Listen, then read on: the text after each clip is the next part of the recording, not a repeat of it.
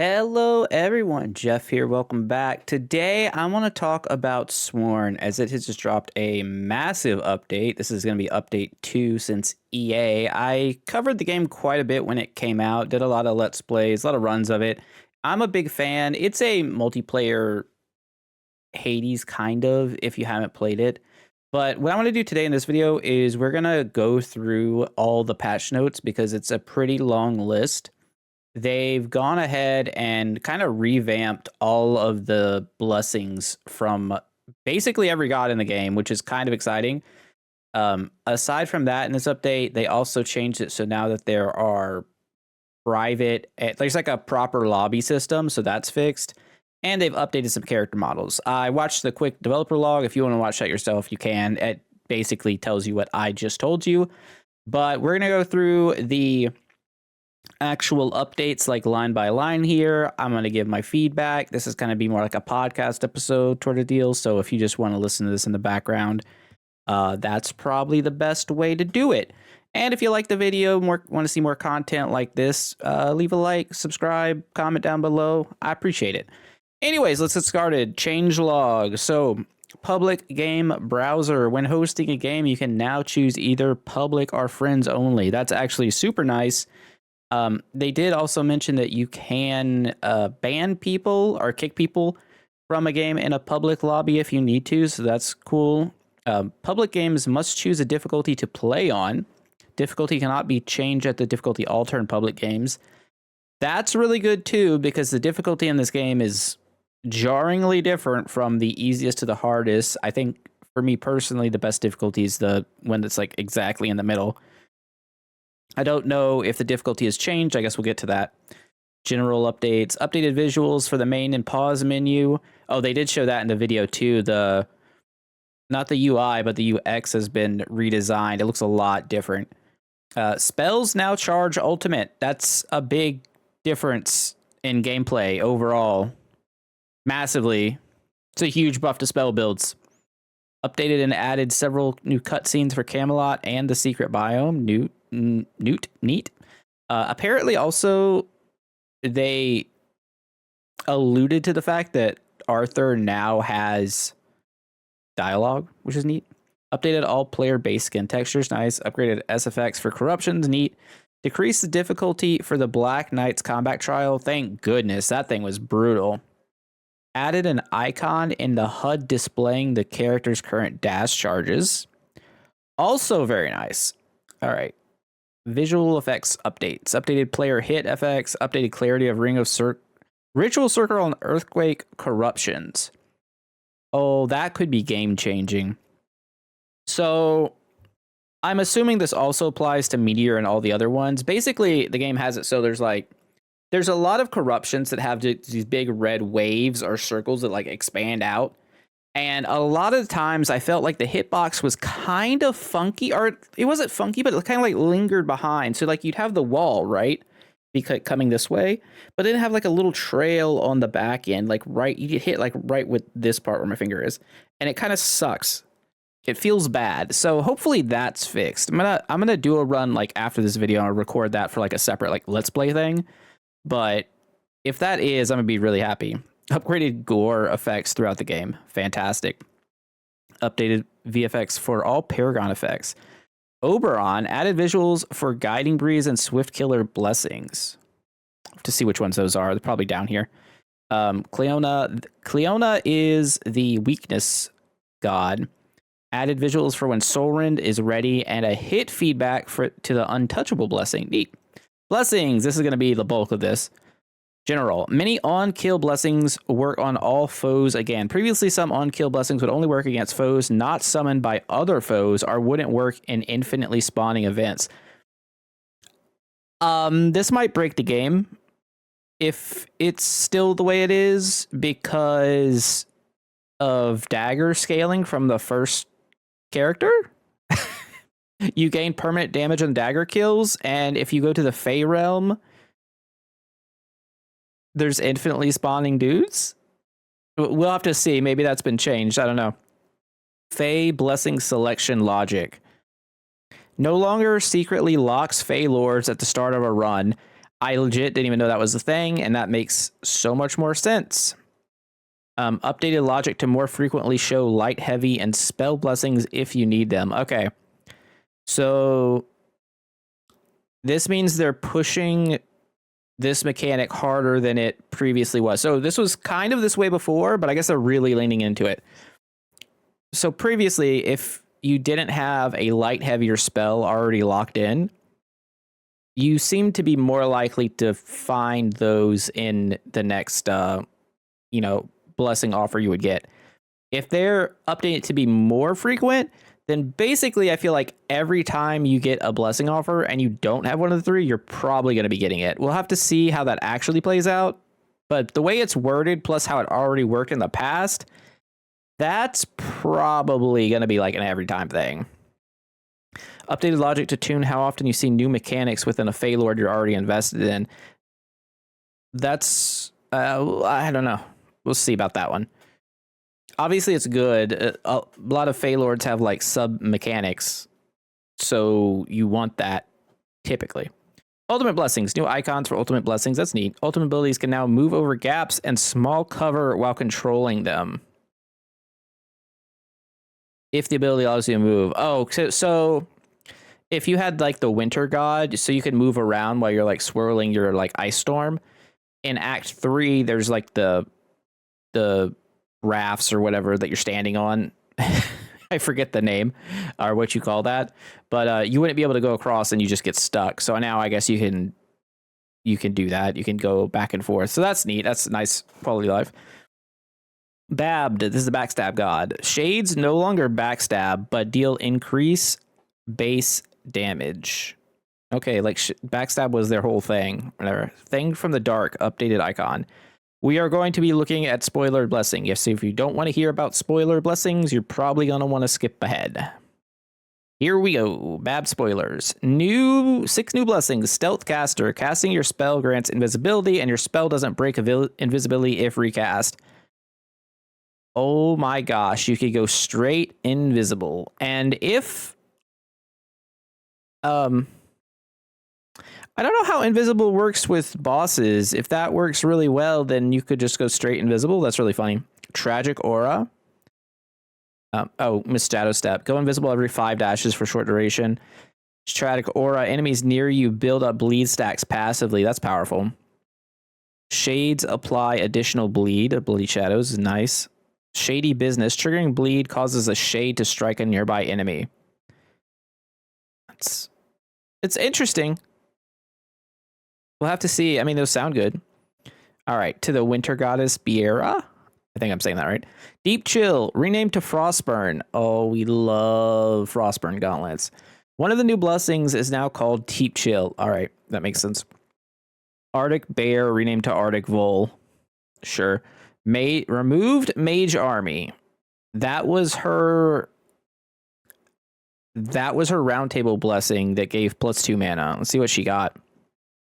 We have new Bitter End. Frost Novas inflict frostbite. That's quite strong, I think, because frostbite's the damage dealing effect. And then we have our new roundtable blessing, Deep Chill. Increase the max stacks of chill for the entire party. Oh, you go like a full cold build? That's kind of neat.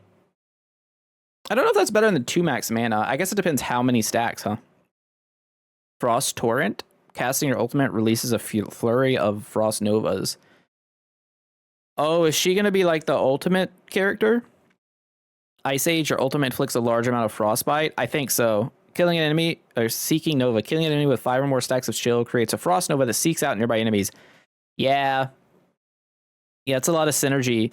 Plus the fact that she already does like spell stuff, and now spells contribute to gaining ultimate. Beira just got even better, and she was already one of the better ones, I think. Cleona, removed Overflowing Soul. A new blessing with the same name is taking its place. Of course. New Death Engine. Well, whatever this is, it sounds great. When your soul missiles strike a foe, gain captured souls. Build up captured souls to summon a living urn that runs at nearby foes and explodes. Fantastic. accretion. Gain captured souls over time from foes with weak. More incentive to build weak. I like it. Banshee's offering. Your Banshee companion periodically creates a living urn. That's neat. I wonder how much damage these do. That's gonna... A lot of these things are gonna be only relevant based on like the actual stat values we're getting here, right? Cleona's favor, create 2 living urns when you use your ultimate. A lot of on ultimate stuff going on.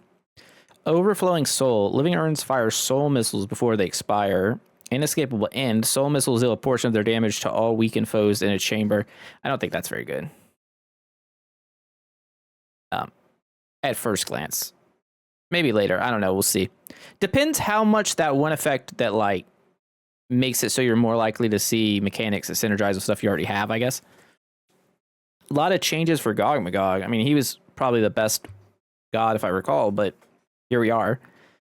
A stone companion. This guy sucked. Updated icon, and stone golem only creates a single quake when it lands, but base damage is increased. That's definitely better. Armored skin now requires a light heavy spell companion dash or ultimate blessing to access. I think that's the one you block 1 attack each room. Steel Resolve now grants a regenerating damage shield to the entire party. That sounds broken. I think that's his legendary blessing. But I don't... His round table blessing. But I don't know if it does anything else.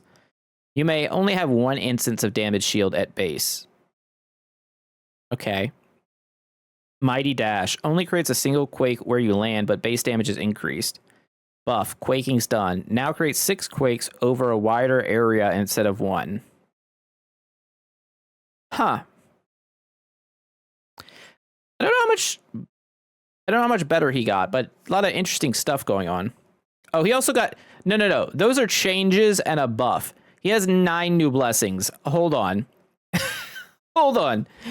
Concussive Slam. Enemies you stun are vulnerable. Foes deal damage to themselves whenever they attack. Okay, so vulnerable is like Iron Maiden. Got it. New ability called Flawless. If you don't take damage for 3 seconds, your attack that inflicts stagger deal more damage. That's really good because you're like, you don't want to be taking damage every 3 seconds. That would be insane. Protection, or giant protection. Excuse me. After using your ultimate, you gain max stacks of damage shield.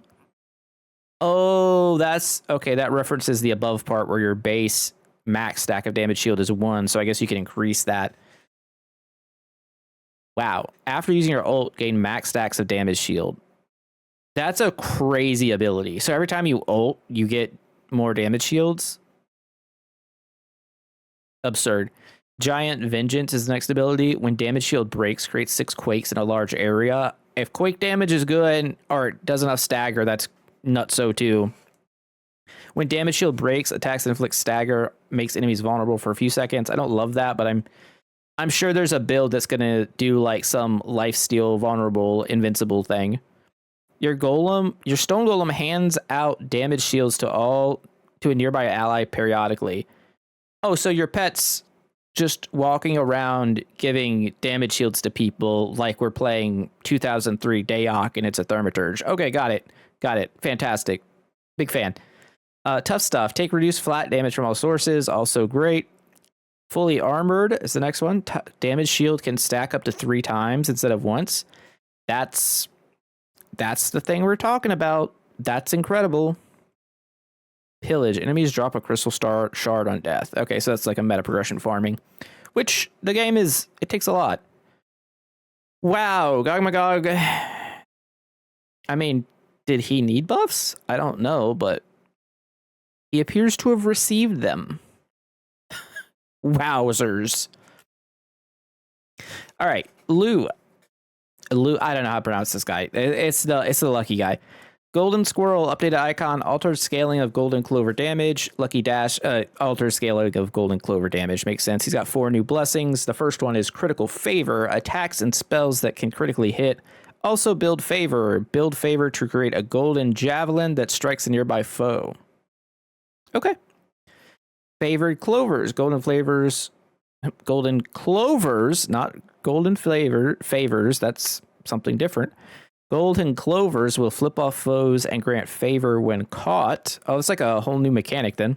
Attack of opportunity. Golden javelins can crit. Heaven's phalanx. Increase the damage of your golden javelins and launch golden javelins at nearby foes when you use your ultimate. Okay, so basically everyone's getting some on ultimate use do X thing. Oh, Mab, our venomous queen. Spider lady. Biomechanic. Now deals increased damage for each stack of venom on an enemy and no longer applies venom on hit. Wasn't Bile? I believe Bile is the one that shot to a second enemy, but I might be wrong. So we'll have to see. I may be incorrect on that. So let me know in the comments if I'm wrong on the biomechanic. Change to Leech. Now only grants flat healing when killing an infected foe. That is a huge nerf to Leech. It makes you really have to lean into Mab a bit more, which I think is fair. All right, a buff to Lasting Sting. Now also increases venom damage the longer it lasts. That's cool. Waste Not. Shoots Bile always instead of only when enemies are at max stats. Stacks. Oh, okay. So Waste Not used to be shoots Bile when like hitting an enemy at max stacks of poison or venom. It's the same thing. So now it just always shoots Bile. And Bile does increase damage for each stack of venom on an enemy. That's actually really good. That's a huge buff. Okay, cool. And we have, if I'm counting this correctly, a bunch of new upgrades. It says 8. It says 8. There's 8 new blessings for maps. So let's see what we got. Amassing Brood. Broodmothers spawn more spiderlings periodically. Neat. Chemical X. We're going to use that to create the Powerpuff Girls. You periodically shoot Bile. That's probably good. I guess it depends on what periodically is, but I guess that depends on the rarity and level of the blessing, correct? That's the thing with all of these, right? There is going to be a rarity for most of them, and there's going to be a level, so all these things matter. Divided Daughters. You have a chance to spawn 2 spiderlings instead of 1 whenever you kill an infected enemy. I don't think that's great. That type of effect is not very good in boss fights. It's not even that... it's pretty good in some mini-boss rooms. But overall, if it was every time you spawn a spiderling, you have a chance to spawn 2, that would be good. Enemies above a certain venom threshold are infected. That one's going to be important, since Leech only applies to infected units, I think. All right, then we have Ultimate Arachnid. Increase your broodmother's damage whenever an infected enemy dies. If that's permanent, which the way this is worded, I think it is, that's going to be very, very strong. And it sounds very good if you could get it super early, because especially you could still have 2 broodmothers, because I don't see that taken away anywhere. Or 1 giant broodmother if you do the duo boon. All right. Caustic Finale. Venomed enemies explode on death, shooting about all nearby enemies. That's good. Feeding Frenzy. Increase the attack speed of your spiderlings after casting your ultimate. Sure. Lingering Pest. Increase spiderling duration. That's good. Creeping Venom. Event Shrine Exclusive Blessing. Event Shrine Exclusive Blessing. Your spiderlings apply venom. Okay, well, it's probably those random event shrines that show up throughout the run. That's very powerful. If your spiderlings are applying venom, you're having a good time. So Mab's got some stuff. It seems like almost everybody's got some stuff.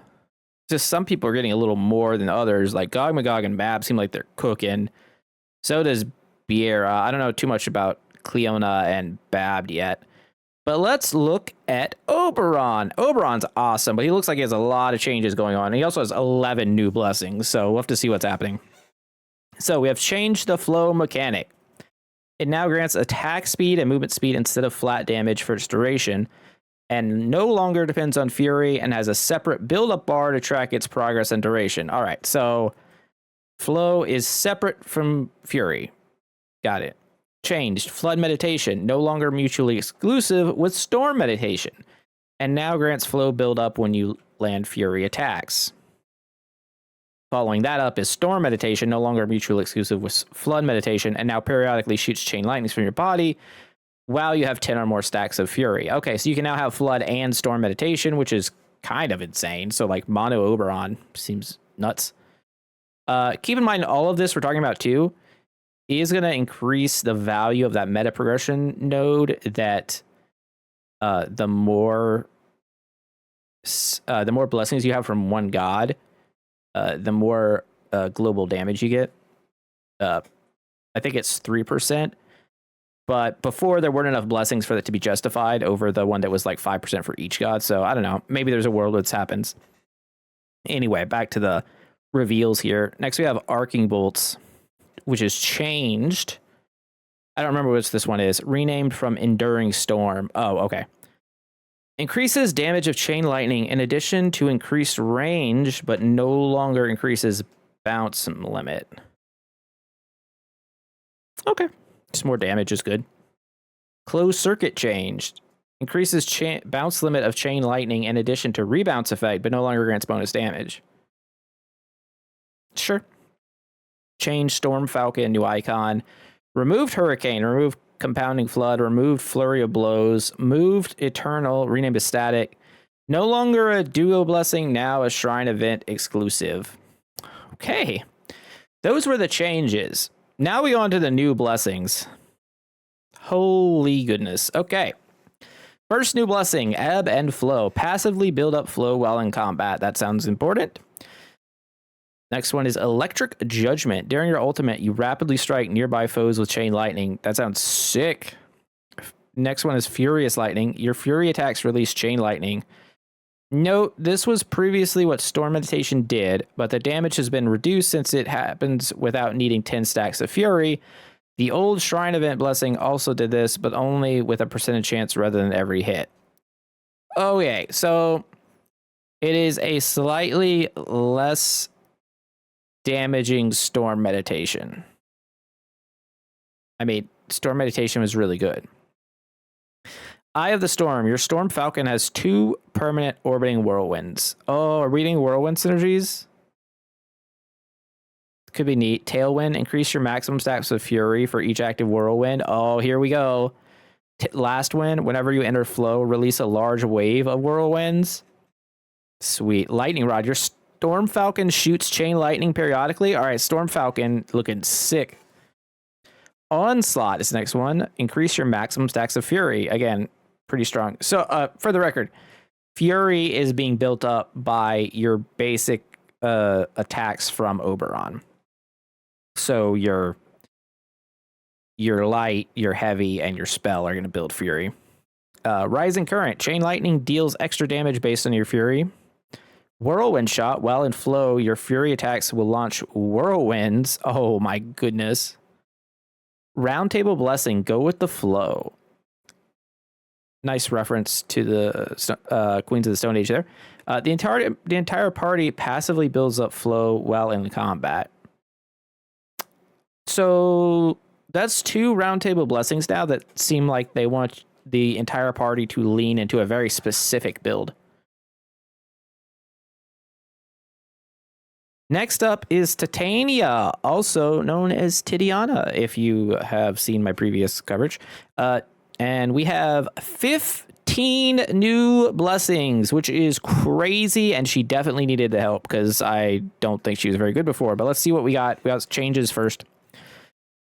Ember Cat now has Rising Flames hold icon, no longer deals base damage with its fireball. We're off to kind of a nerf? I don't know. Updated icon, moved Disintegration, no longer a duo with Cleona, changed Hot Streak, no longer a duo with Lugh, and now partially recharges Ignite if the ignited attack kills at least one foe instead of a chance to not consume a charge. Oh, wait a second. So if these are no longer duos, that means you can just get them raw. That's pretty good. Changed Eruption, renamed to Volcanic Retaliation. Sure. Change Fan the Flame, update icon, change Lion Claw. Now applies any Ignite on hit effects, but base damage has been reduced to compensate. Don't remember what Lion Claw is, but that sounds good. Remove proximity burn, burn bright, burnout, wildfire torch, wildfire strike, and wildfire flourish. Okay, so she had a lot of stuff removed. That's why she has so many new blessings. Changed Great Ignis. Now grants all Ignite effects a second charge. Oh, is that the... So that used to be like, you would only get a second charge of either your light attack, your heavy attack, your spell type of thing. So now it gives it to all of them. That's kind of cool. All right, let's check out the new blessings from her. Greater Ignis. Grant all Ignite effects a third charge. Nice. That's a lot of burst damage. Scorching Edge. Your Ignite effects apply scorched enemies. Scorched is a new mechanic, I guess. Scorched enemies take burst of flat damage when hit from a light, heavy, or spell from any player. Oh. So just when they get hit, they take a burst of flat damage after they've been hit by an Ignite. That's really good. After Lion Spirit is the next one. After using your ultimate, refill your Ignite charges. Oh my gosh, there's so much burst damage. You have 3 charges. You go spell, spell, spell, ult, spell, spell, spell. Disgusting. Okay. Next up is Ember Scorch. Ember Cat's fireballs apply Scorch. I mean, that sounds good if it scales to enough damage. Ember Core, your Ember Cat periodically immolates itself.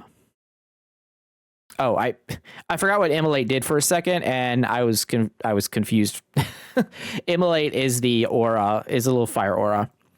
Feed the fire, increase the duration of immolate. Sure. Overheat, your Ignite attacks deal more damage while recharging. Does that mean... Oh. So while you don't have Ignite, they're better. Okay, that's good.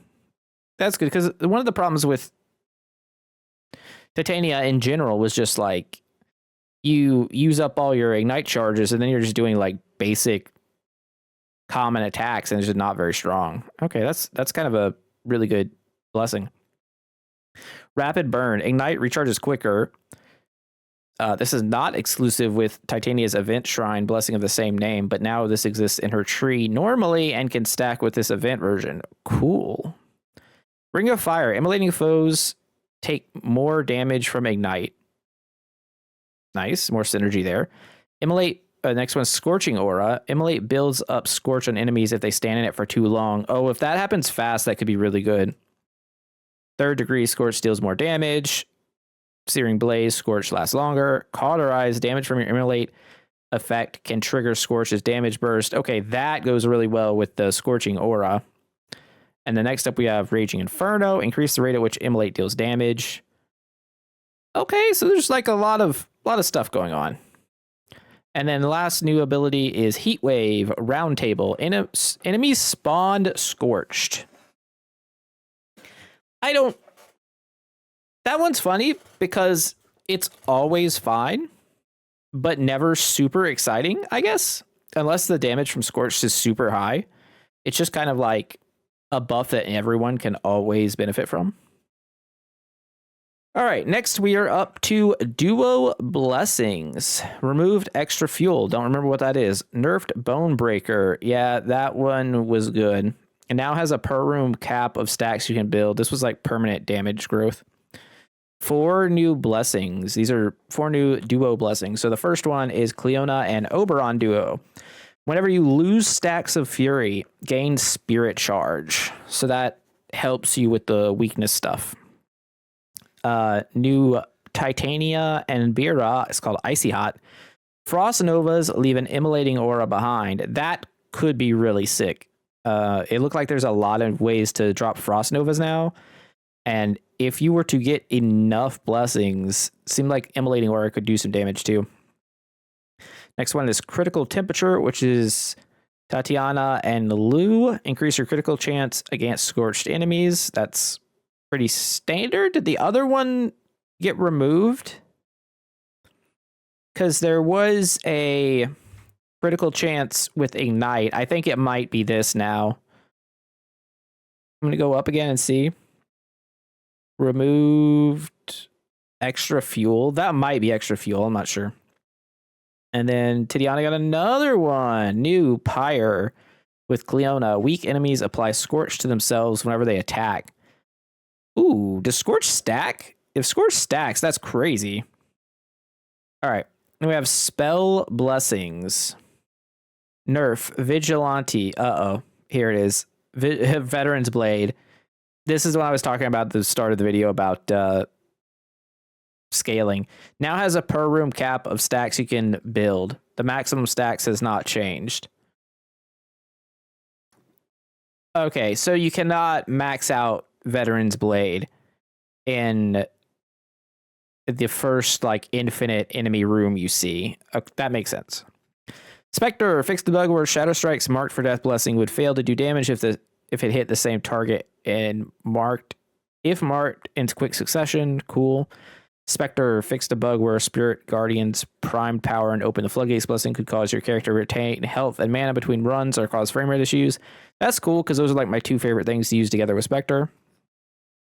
Couple bug fixes for Monk, and then some known issues.